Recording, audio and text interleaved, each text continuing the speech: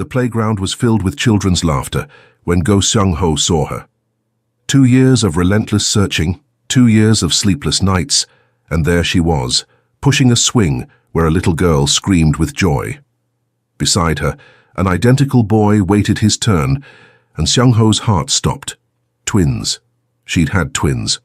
When he'd lost her, he knew she was pregnant, but with one child. Now, seeing 2 perfect copies of himself playing innocently, the magnitude of what he'd missed hit him like a physical blow. Camille looked up as if feeling the weight of his gaze. When their eyes met across the park, she went pale as paper. Her hand flew instinctively to her chest, protecting the heart he had broken without knowing. The children continued playing, oblivious to the tension crackling between their parents. At 2 years old, they were too young to understand that the stranger watching them was the father they'd never known. Seung-ho took a step forward, then another. Each movement calculated, as always, but inside he was crumbling. 2 years searching for the woman he loved. 2 years without knowing he had not one child, but 2. Camille, his voice came out hoarse, breaking the tense silence of the park. Please don't run again. But she was already gathering the children, her eyes filled with tears and terror. 6 months earlier. The Moonrise Cafe sat in the heart of Seattle, a small cozy refuge among the glass and steel skyscrapers. For most people, it was just another place to get coffee. For Go Seung-ho, it was an unexpected sanctuary amid the chaos of commanding one of the most sophisticated import operations on the West Coast. At 35, Seung-ho had perfected the art of absolute control. Every word measured, every expression calculated, every movement deliberate. As leader of an organization that moved millions through containers at the Seattle port, he couldn't afford to show weakness. His legitimate businesses importing Asian electronics and art served as the perfect front for more lucrative and more dangerous operations. That Tuesday morning he entered Moonrise as he always did, silent, observant, emanating an aura that made other customers unconsciously step away. His dark grey suit was impeccable, black hair perfectly slicked back, and his dark eyes swept the environment with a predator's precision. "Good morning, the usual," the warm voice made him look up from his phone screen. Camille Turner stood behind the counter, smiling with a genuineness that caught him off guard. Rich mahogany skin glowing under the cafe's soft light, natural curly hair pulled into a high bun that highlighted the elegance of her neck, dark brown eyes that seemed to see through the masks people wore. "Double Americano." "No sugar," he replied, his voice naturally low and controlled. "Perfect. And how about trying our new blueberry muffin? I made them myself this morning." She leaned slightly over the counter, and he caught a faint scent of vanilla and cinnamon. "I promise you won't regret it." Seung-ho studied her for a moment. In Korea, employees were respectful but distant. Here, especially with him, people usually became nervous, stammered, avoided eye contact. But this woman, she treated him as if he were any normal customer, as if he were just a man. "All right," he said, surprising himself. Her smile widened. "Great choice, you'll see it's addictive." As she prepared his coffee with efficient and graceful movements, Seung-ho found himself watching more than he should. The way she hummed softly while working, how she greeted other customers by name, how her eyes lit up when she talked about the pastries she made. "Here you go," she said, sliding the cup and muffin across the counter. "And don't forget, if you don't like it, I'll make another coffee for free." "That won't be necessary," he replied, leaving a $20 bill. "Keep the change." Her eyes widened. "Sir, that's too much." "Seung-ho," he interrupted softly. "My name is Seung-ho." "Camille," she replied, still holding the bill. "And thank you. But really, this is too much." "The service is worth the price," he said simply, taking his coffee and muffin. When he tasted the muffin later in his office, Seung-ho had to admit, she was right. It was addictive. The next morning he returned, and the next, and the next. Always at the same time, 7:30 a.m., before meetings, before the chaos of the day began. Always the same order, But now Camille had the coffee ready before he even asked. "You're very punctual," she commented on the 5th visit, smiling as she handed over the double Americano. "Swiss watches have nothing on you." "Routine is important," he replied, but there was something softer in his voice. "I agree, I wake up at 5 a.m. every day to make fresh pastries. My grandmother always said that food made in a hurry has no soul." "Your grandmother was wise. She really was." Camille's eyes warmed with memory. "She raised me after my mother. Well, after she couldn't take care of me anymore. Grandma taught me that honest work and a genuine smile can open any door." Xiang Ho felt something strange in his chest, a pang of something he hadn't felt in years, genuine curiosity about another person. "And did it work?" he asked. "I'm still finding out," she laughed. "But so far I can't complain. I have wonderful customers, a job I love, and I can pay the bills. For me, that's success. Simplicity, honesty, contentment with small things." Concepts Xiang Ho had forgotten existed. 2 weeks later, the routine had become the highlight of his day. Camille always had a new story, about the elderly customer who came every day since his wife died, about the college student she let study for free in exchange for help during rush hours, about her plans to one day open her own bakery. "You never talk about yourself," she observed one morning, resting her chin on her hand while the cafe was empty. "I know you like double Americanos, that you're always punctual, and that you have the rarest smile I've ever seen. But that's all." "There's not much to tell," Xiang Ho lied softly. "Everyone has a story," she insisted. "Let me guess. You work in finance? Law? You have that important man vibe." If she knew how important and dangerous he really was. "Import," he said, technically true. "Asian products. How interesting. You must travel a lot." "Sometimes." Xiang Ho hesitated, then heard himself asking, "And you? Always wanted to work in coffee?" "Actually, I'm studying business administration at night. The cafe pays the bills while I work on my business plan." Her eyes sparkled with passion. "Someday I'll have my own bakery, specializing in pastries that mix traditions, my grandmother's recipes with French techniques I'm learning online."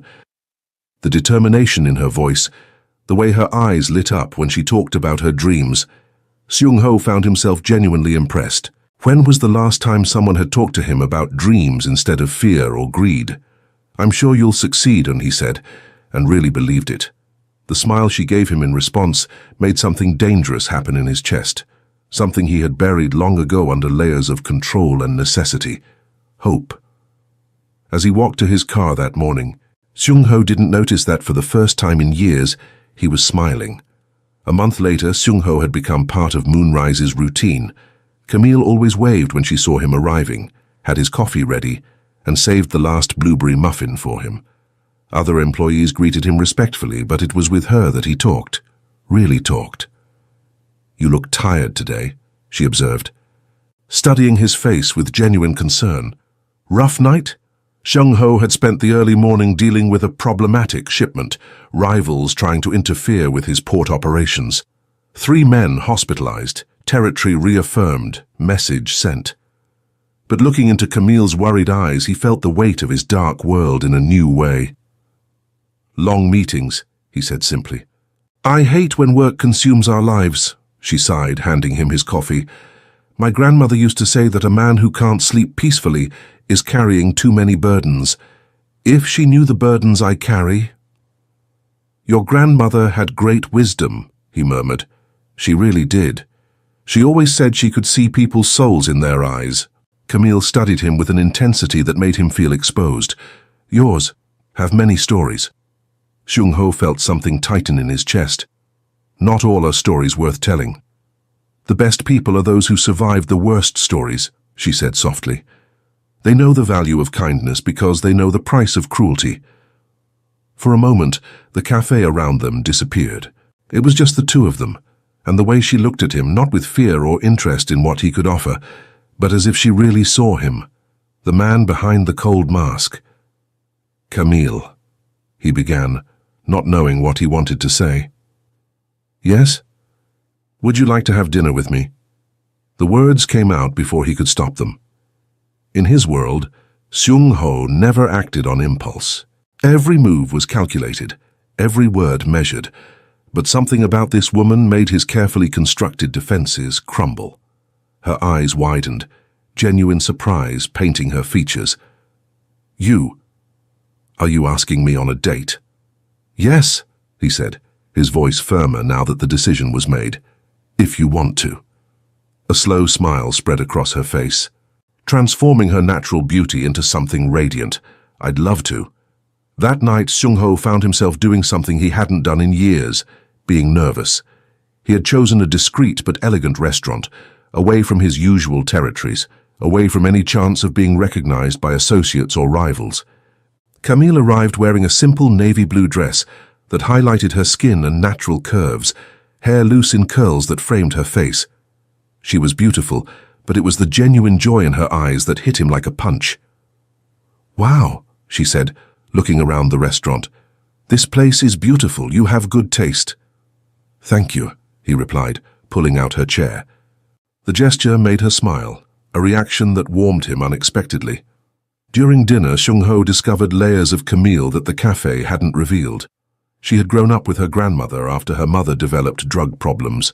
She had worked since she was 16, paid for her own college, dreamed not just of the bakery but of a life where she could help other young women like she had been. "And you?" she asked, delicately cutting her salmon. "Family?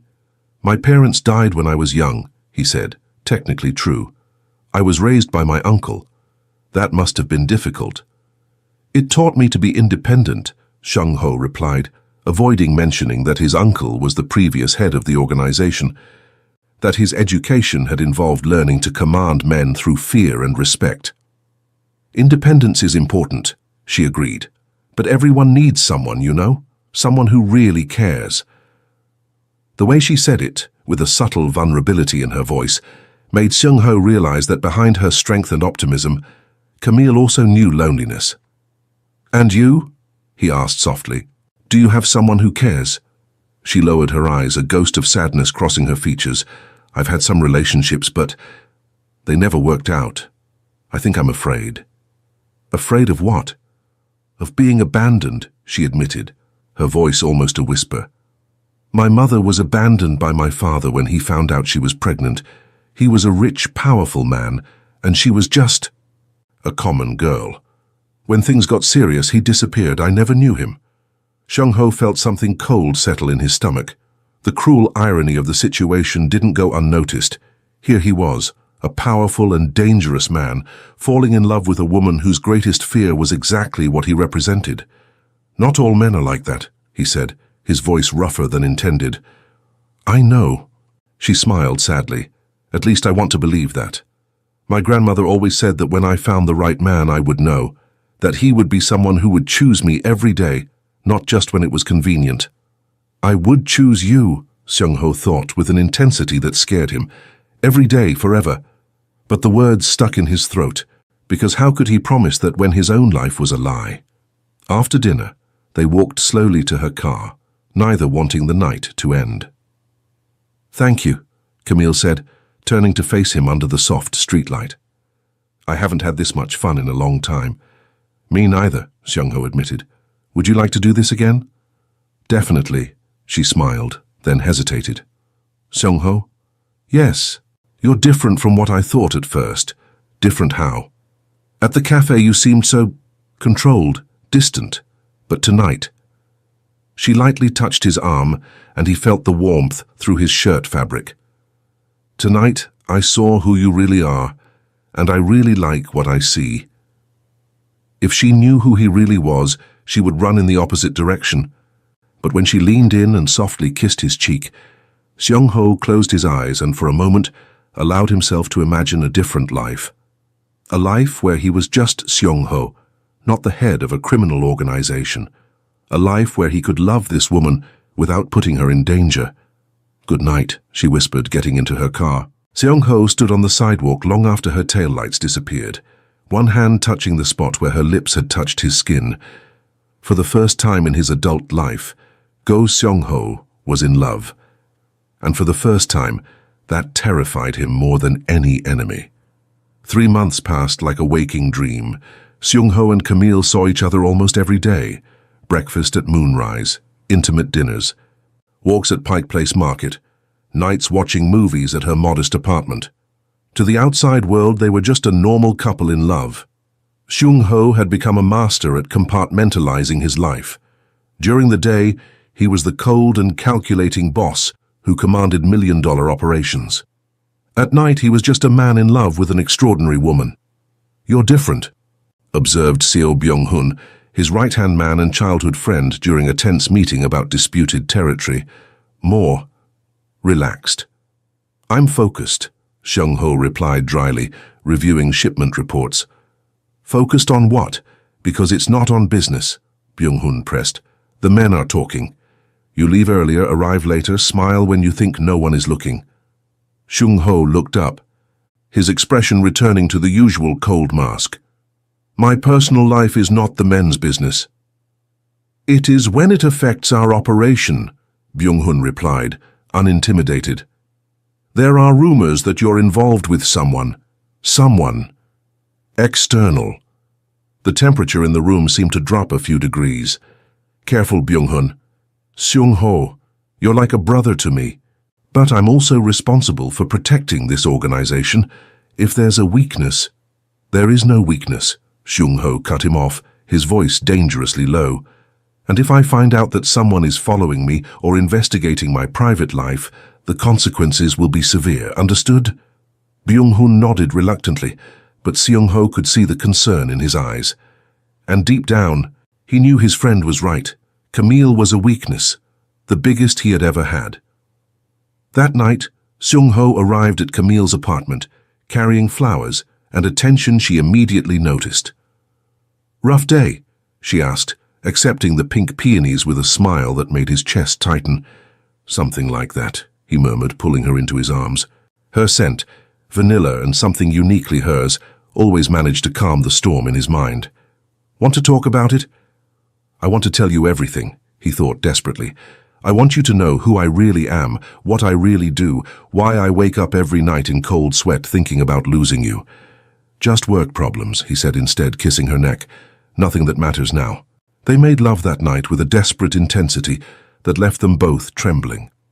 Afterward, while Camille slept nestled against his chest, Seung-ho lay awake staring at the ceiling, knowing he was living on borrowed time. 2 weeks later, Camille arrived at the cafe with a different glow in her eyes and news that would change everything.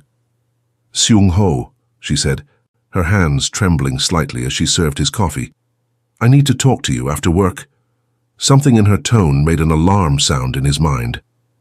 "Is everything okay?" It's just something important." The rest of the day passed in slow motion. Seung-ho tried to concentrate on meetings, reports, decisions that affected hundreds of people, but his mind kept returning to the nervousness in Camille's eyes.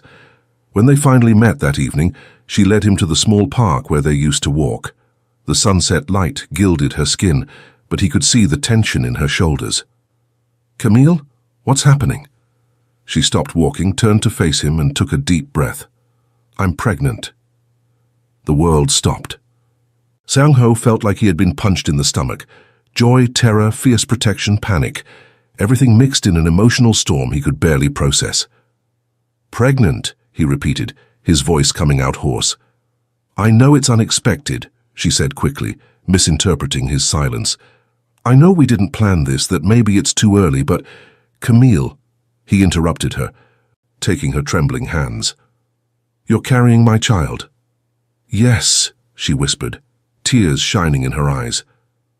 "And I know it's scary, but I want this, Seung-ho. I want to have your baby." The joy that exploded in his chest was unlike anything he had ever felt. Pure, overwhelming, transformative. He pulled her into his arms, spinning her in the air while she laughed through tears. "I love you," he said against her lips, the words coming out before he could stop them. "I love you so much, Camille." "I love you too," she whispered back, and for one perfect moment, the world was just the two of them and the miracle growing inside her. But then reality began to seep in. A baby, a family, responsibilities that went far beyond protecting just Camille. How could he raise a child in his world? How could he be a father when his own hands were stained with blood? Seung-ho? Camille pulled back slightly, studying his expression. Are you okay? I'm processing, he said honestly. It's a lot. I know, for me too. She touched his cheek softly. But we'll figure it out together, right? One step at a time. Together. How he wished it could be that simple. That same night, while Camille slept with her head on his chest, one protective hand over her still flat belly, Seung-ho made the most difficult decision of his life. He needed to get out. He needed to find a way to leave the organization, to build a legitimate life for his family, no matter the price. But first, he needed to ensure they were safe, and that meant keeping Camille away from his world for as long as possible. He didn't know it was already too late. Seo Byung-hun was standing across the street, watching the apartment building through binoculars, a phone pressed to his ear. Confirmed, he said in a low voice. It's her, the waitress from the cafe, and from what I can see, they're very close. The voice on the other end of the line was cold, calculating. Interesting, a weakness our rivals could exploit. What do you want me to do? For now, watch, document. And if the situation becomes problematic, you know what to do. Byung-hun hung up the phone, a heavy weight settling in his stomach. Seung-ho was like a brother, but the organization came first. Always. And women like Camille Turner. They were complications that men like them couldn't afford to have. 6 weeks later, Camille's life had become a fairy tale. Seung-ho was attentive, protective, and completely devoted to her and the baby. He had insisted on paying for all medical appointments, had transformed her guest room into a future nursery, and spent hours with his hand on her belly, speaking in Korean to the child growing inside. "What are you saying?" she asked one night, smiling as he murmured soft words against her skin. "I'm telling them about you," he said, kissing her belly.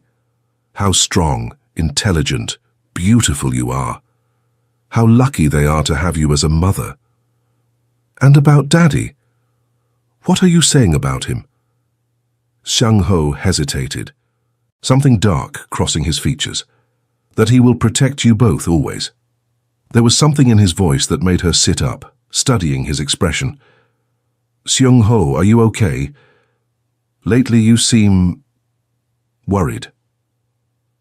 "I'm just thinking about the future," he said, avoiding her eyes. "Wanting to make sure I can provide for our family. You already provide. We don't need much. We need security," he interrupted, a strange intensity in his voice. "We need to know you'll always be protected." Camille frowned. Lately, Seung-ho had become almost obsessive about security. He insisted on driving her to and from work, checked her apartment locks repeatedly, and she had noticed strange men who always seemed to be around when they went out together. "Seung-ho, you're scaring me a little. Why all this concern about security?" He finally looked at her, and for a moment she saw something in his eyes that made her shiver. Fear, guilt, and something darker she couldn't identify. "There are things about me you don't know," he said slowly. "Then tell me." "I can't." "Why not?" Frustration was growing in her voice. "Seung-ho, we're going to have a child together. There can't be secrets between us. Some secrets exist to protect those we love," he said softly, touching her face. "Trust me." But for the first time since they met, Camille found herself questioning whether she really could. The next morning, everything changed. Camille was at the cafe preparing for the morning shift when Detective Angela Coleman walked in. She knew the detective. Angela was a regular customer, always kind, always professional. But today there was something different in her posture. "Camille, can I speak with you privately?" "Of course," Camille said, wiping her hands on her apron. "Is everything okay?" Angela looked around the nearly empty cafe, then leaned over the counter. "I need to ask some questions about Go Seung-ho." Camille's blood ran cold. "What about him? How long have you been seeing each other? Why are you asking this?" Camille's voice came out higher than intended. "Camille, Seung-ho is being investigated by the FBI. He's suspected of leading a criminal organization involved in money laundering, smuggling and— Angela hesitated. And violent activities. The world spun. Camille gripped the counter, feeling nausea rise in her throat. That's impossible. Xung-ho works in import. He's a businessman. It's a front, Angela said gently. Camille, you're in danger. If he finds out, you know— Stop. Camille raised her hand, tears burning her eyes. Just stop. But the pieces were falling into place with painful clarity. The way other men behaved around him. The money he always seemed to have. The scars he never explained. The phone calls in Korean he took in another room. There's more, Angela continued reluctantly. We have information that rivals know about you. About your relationship. You could be being used as a target. My baby was Camille's first thought. My baby is in danger. What do I do? She whispered. Leave town tonight. We have a protection program. No. The voice came from behind them, cold as ice. Both turned to see Xung-ho standing at the cafe entrance, his expression more dangerous than Camille had ever seen. Two men flanked him, men she now recognized as the business associates he occasionally mentioned. Xung-ho, she whispered, instinctively placing a protective hand over her belly. Their eyes met across the cafe, and she saw the exact moment he realized she knew. The mask he wore with the rest of the world slipped for a second, revealing raw pain and desperation. Detective Coleman, he said, his voice returning to icy control. What a coincidence finding you here. Go Xung-ho, you're under arrest. I'm not. He took a step forward, and Angela instinctively moved her hand to her weapon. And I suggest you leave. Now. Camille, come with me, Angela said urgently. Now. Camille looked between them, her heart breaking. The man she loved, the father of her child, was a stranger, a criminal. Everything had been a lie. Camille, Xung-ho said, his voice breaking slightly. Let me explain. Explain what? She screamed, tears running down her face. That you lied to me from day one, that our entire life is a sham? It's not a sham, he said desperately, taking another step toward her. What I feel for you, for our baby, that's real. It's the only real thing in my life. But you're a criminal, she whispered. You hurt people. I protect you, he said fiercely. I've always protected you. From whom? From yourself? The question hit him like a slap.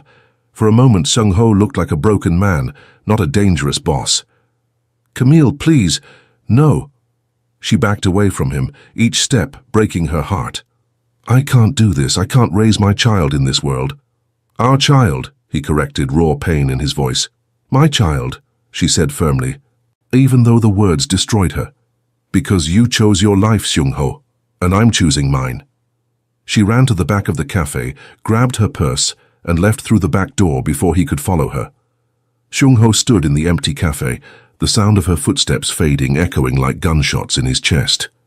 He had lost everything, and for the first time in his life, Go Xung-ho didn't know how to fix what he had broken. The first 6 months after Camille disappeared were hell on earth for Xung-ho. He had mobilized all the organization's resources, hired the best private investigators, used every contact he had in government agencies and the criminal underworld. Nothing. It was as if she had simply evaporated. Maybe it's better this way. Seo Byung-hun had suggested once, during a particularly tense meeting. She knew too much. She was a liability. Xung-ho had broken 3 of Byung-hun's ribs that day. It was the first time he had laid hands on his right-hand man, but the rage he felt hearing those words was overwhelming. Never, he had growled, holding Byung-hun by the throat. Never speak of her as if she were a problem to be eliminated. But as the months passed, Xung-ho began to suspect there was something more behind Camille's disappearance. Clues that led to dead ends. Investigators who suddenly lost interest or found contradictory evidence. Trails that simply vanished. The first year was marked by a dark transformation in Seung-ho. He became colder, more calculating, more brutal with rivals and subordinates. He expanded operations to Vancouver, Portland, and San Francisco, always hoping a clue would lead him to her. Each new city was renewed hope. Each dead end was a stab to the heart. You're killing yourself, observed Dr. Han, the organization's private physician, after treating Seung-ho for exhaustion for the third time in 6 months. When was the last time you slept a full night? Seung-ho didn't answer. How could he explain that every time he closed his eyes, he saw Camille's face when she discovered the truth? How could he sleep knowing that somewhere she was raising his child alone? He had started frequenting Moonrise every morning, sitting at the same table where he used to wait for her. The new manager always greeted him nervously, but Seung-ho just drank his double Americano in silence, staring at the counter, where she used to smile at him. At 18 months, Seung-ho had become an urban legend in the underworld. Stories circulated about the Korean boss who had lost his sanity looking for a woman. Some said she had died, others that she had fled with money from the organization. Seung-ho killed 3 men for spreading that last version. It was around this time that he finally confronted Byung-hun. "You hid her from me." It wasn't a question. They were alone in the office after a meeting about territorial expansion. Byung-hun didn't deny it. "It was necessary." "Necessary?" Seung-ho's voice was dangerously low. "She was pregnant, Seung-ho, a child in this world. It would be a constant target, a weakness our enemies would exploit. So you decided for me. I decided for the organization, for you, for her." Byung-hun stood up, facing Seung-ho's murderous gaze. "You think I enjoyed doing this? You're my brother. But I couldn't let you destroy everything we built for a woman. Where is she?" "I don't know. After she left Seattle, I lost the trail." "That was real, Seung-ho. She disappeared on her own." Seung-ho studied his childhood friend's face, looking for signs of lies. He found only guilt and determination. "You have a choice," Seung-ho said finally. "Leave the organization now, with a lifetime pension and my promise that we'll never see each other again. Or stay and accept that our friendship died today." Byung-hun chose to stay. But something fundamental had broken between them. In the second year, Seung-ho had become an obsessed man.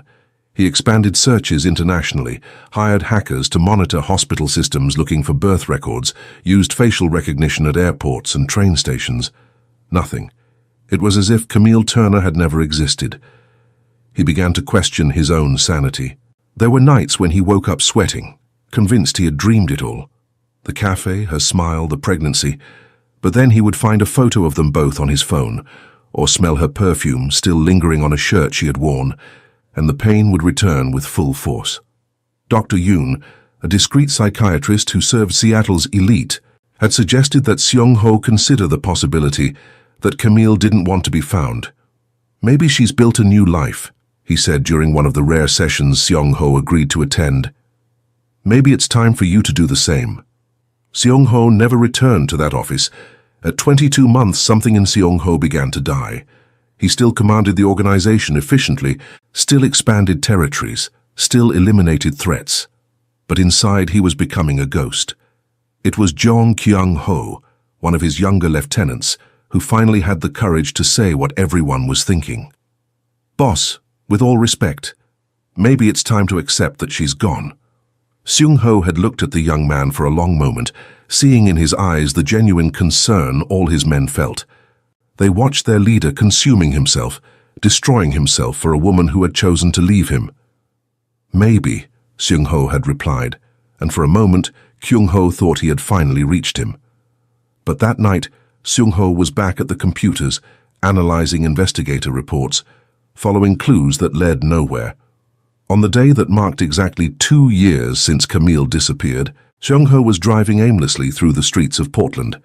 He had come to meet a supplier, but the meeting had ended early, and he found himself simply driving. Maybe it was exhaustion, maybe it was desperation, or maybe it was just fate finally deciding to have mercy on him.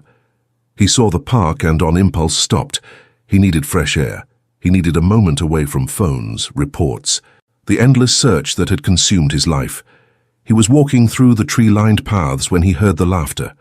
Loud, joyful, childish. Something about the sound made his heart skip a beat. He followed the sound to the playground and stopped. There she was, Camille, pushing a swing where a little girl screamed with joy.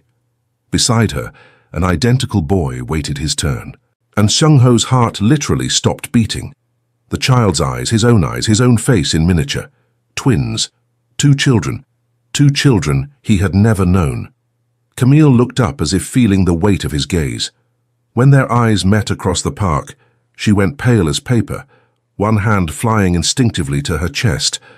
The girl stopped laughing, sensing her mother's sudden tension, and gripped the swing chains tighter. Seung-ho took a step forward, then another, each movement calculated as always, but inside he was crumbling. 2 years searching for the woman he loved. 2 years without knowing he had children. "Camille." His voice came out hoarse, breaking the tense silence of the park. "Please, don't run again." But she was already gathering the children, her eyes filled with tears and terror. The boy pointed at Seung-ho with innocent curiosity, looking between him and his mother with confusion. "Man," he said simply, as 2-year-olds do when seeing strangers. Seung-ho felt like he had been punched in the stomach. His own son didn't know him. To him, Seung-ho was just man. "Let's go home, babies," Camille said quickly, picking up both children with the desperate strength only mothers have. "Camille, wait," Seung-ho said, his voice breaking. "Please." She stopped, but didn't turn around. "What do you want, Seung-ho?" "I want to know my children. They're not your children," she said, but her voice trembled. "You lost that right when you chose your life over us." "I never chose anything over you," he said desperately. "I looked for you every day for 2 years. She finally turned around and he saw the raw pain in her eyes. "Liar." "I'm not lying. Camille, Stop." She raised her hand, tears running down her face. "Just stop. You had 2 years to find us if you really wanted to. 2 years." "But I searched." "Then why didn't you ever find me?" she screamed. "I didn't hide that well. I'm using my real name, working, living a normal life if you really wanted to find us." The realization hit Seung-ho like lightning. Someone had sabotaged his searches, someone close enough to have access to his operations, his investigations, Byung-hun. "Someone stopped me," he said slowly, rage beginning to boil in his veins. "Someone I trusted." Camille studied his expression, and for a moment he saw doubt in her eyes. "That doesn't matter now." "It matters to me," he said fiercely. "It matters because I lost 2 years of my children's lives. It matters because you thought I had abandoned them." The girl looked between them with wide eyes, feeling the tension without understanding. She clung tighter to Camille's leg, typical behavior of 2-year-olds when they sense something is wrong. Seung-ho's heart broke seeing his daughter hide from him. "No, princess," he said softly, kneeling to her height, but keeping distance so as not to frighten her more. "Daddy never wanted to abandon you. Daddy looked for you every day." "Seung-ho, don't," Camille said quickly. "Don't confuse them. They deserve to know who I am," he said, looking at his children, with overwhelming admiration and love. "What are their names?" "Ivy," Camille said softly, pointing to the girl hiding behind her. "And he's Max." "Ivy and Max," Seung-ho repeated, as if memorizing the names. Beautiful names. Max, braver than his sister, took a small step toward Seung-ho, curious despite the tension. "Man," he repeated, pointing again. "Ivy and Max."